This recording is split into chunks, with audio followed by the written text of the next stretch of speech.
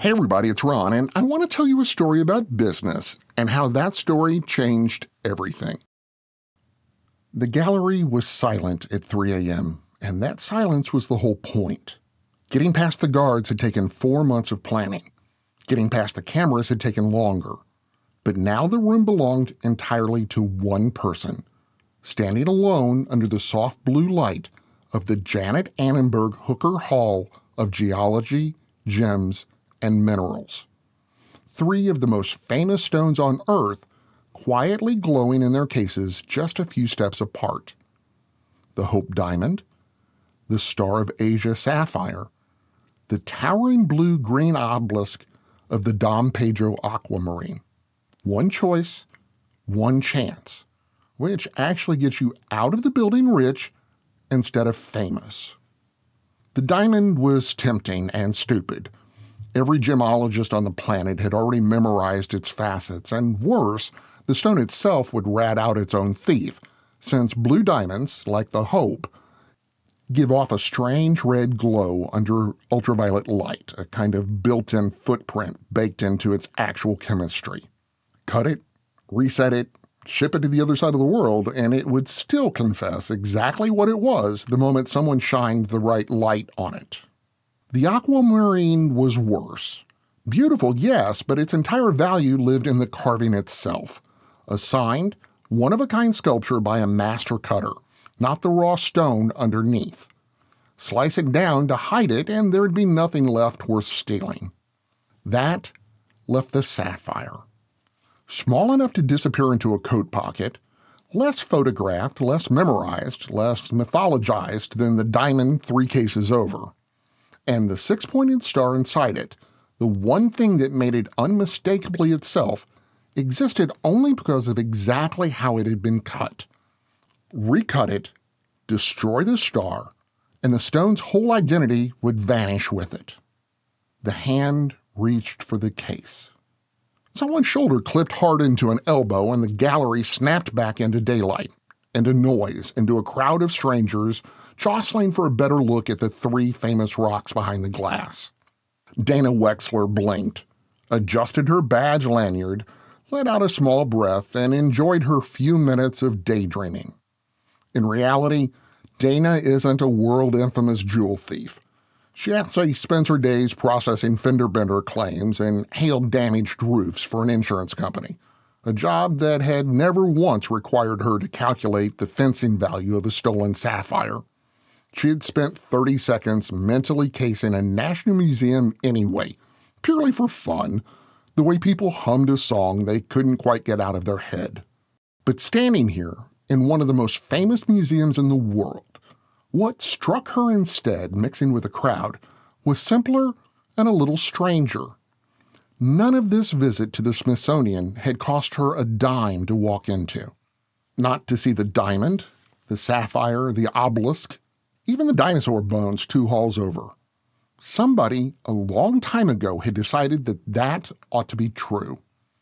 They should be open to and enjoyed by the public at no charge. So what kind of decision makes an entire national collection free forever? What kind of person hands over that kind of fortune and asks for nothing in return, not even his name attached to a single condition? And how did the U.S. government nearly lose all of the initial money to develop the Smithsonian Institute before it built anything at all, until Congress finally settled those and many more questions with one bill that was signed into law on August 10, 1846.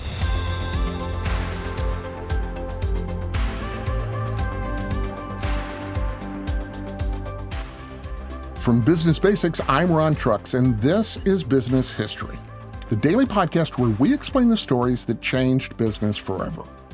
Every date on the calendar has a story where business reshaped the world. Today, August 10th, that story takes us to 1846. Free out of spite. The man by the name James Smithson was born in secret, sometime around 1765 in Paris, France. His mother, a wealthy widow named Elizabeth Hungerford Keat Macy, gave birth to him while hiding from English society. She was hiding because his father was Hugh Percy, the Duke of Northumberland, and the two were never married. That single fact shaped everything that followed. You see, English law barred young James from ever using his father's name or claiming any piece of the Duke's title, despite carrying some of the most powerful blood in England on both sides of his family. James didn't disappear into obscurity because of it, though. He became a serious scientist instead, elected to the Royal Society at just 22 years old, publishing genuine chemistry and mineralogy research throughout his life.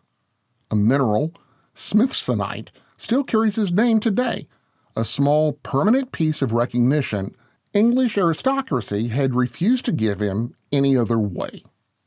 The resentment of being labeled a bastard at birth never fully left him, and we know that because he wrote it down himself. In a private manuscript unearthed by historians long after his death, Smithson put his bitterness in plain words. The best blood of England ran in his veins, he wrote, a Northumberland on his father's side, related to kings on his mother's side, and none of it had done him any good. But in spite of all this, his name, he predicted, would outlive the Northumberlands and the Percys entirely. He died in 1829 in Genoa, Italy, having never once set foot in the United States. But buried in his will was a strange, specific clause. If his only nephew died without children of his own, Smithson's entire fortune would skip England completely and go instead to a country he'd never visited, to build something that would carry his name forever. For 6 years, that clause sat dormant, waiting on one young man's life.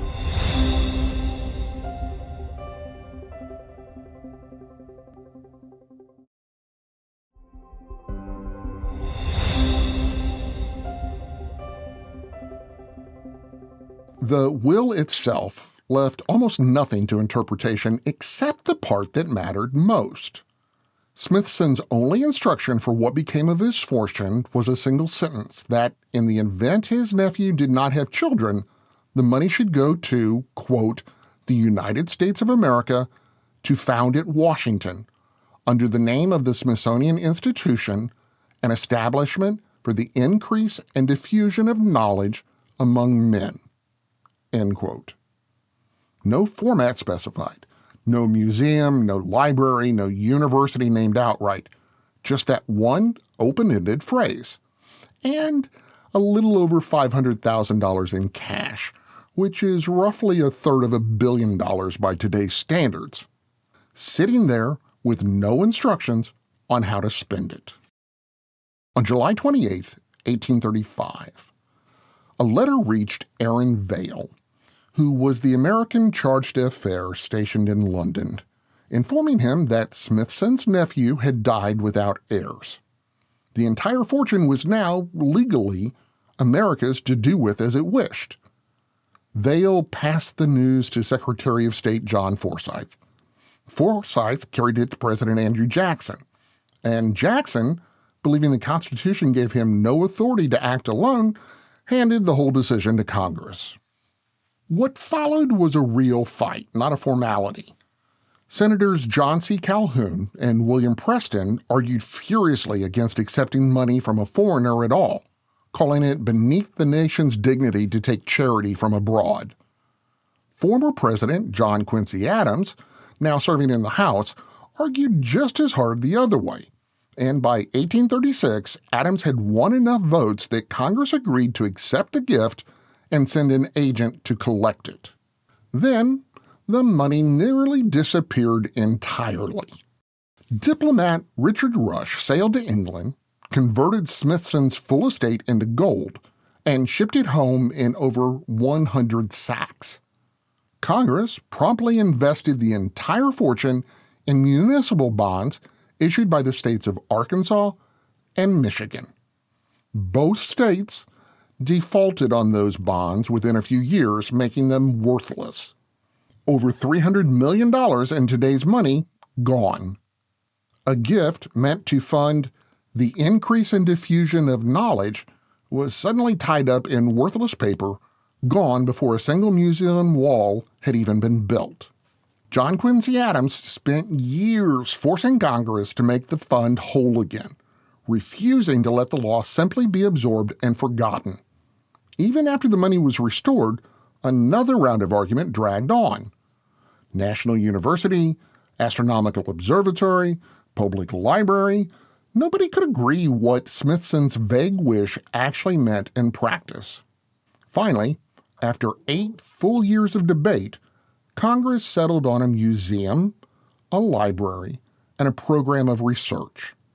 And on August 10, 1846, President James K. Polk signed that act into law.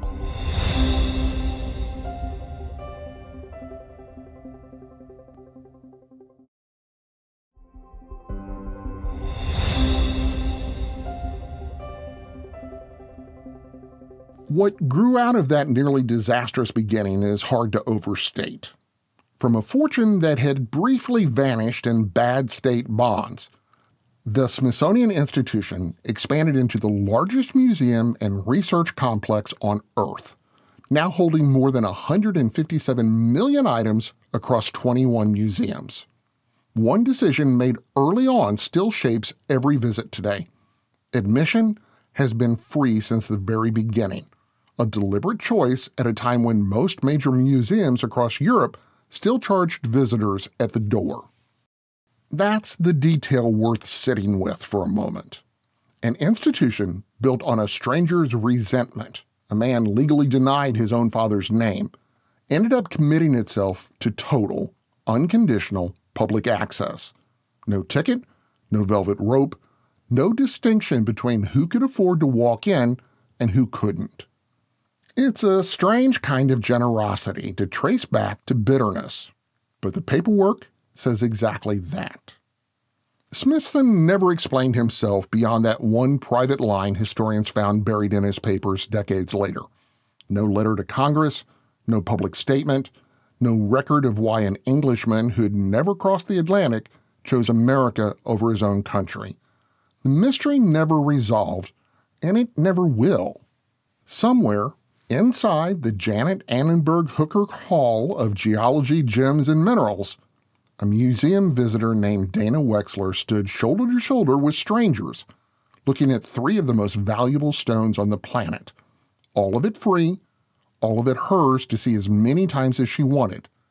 A man once told in no uncertain terms that his blood didn't count for enough had decided, on his own terms, exactly whose name would count forever instead.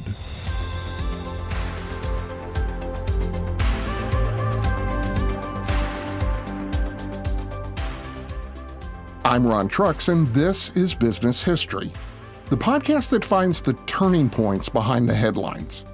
To hear more stories like this, follow us on Apple Podcasts, Spotify, YouTube, or wherever you listen. And if you're enjoying the stories, don't forget to subscribe and leave a quick review. It helps more people find the story behind the business. And if you want to actually understand business better without the fluff or the buzzwords or the MBA language, start by visiting us at businessdailypodcast.com.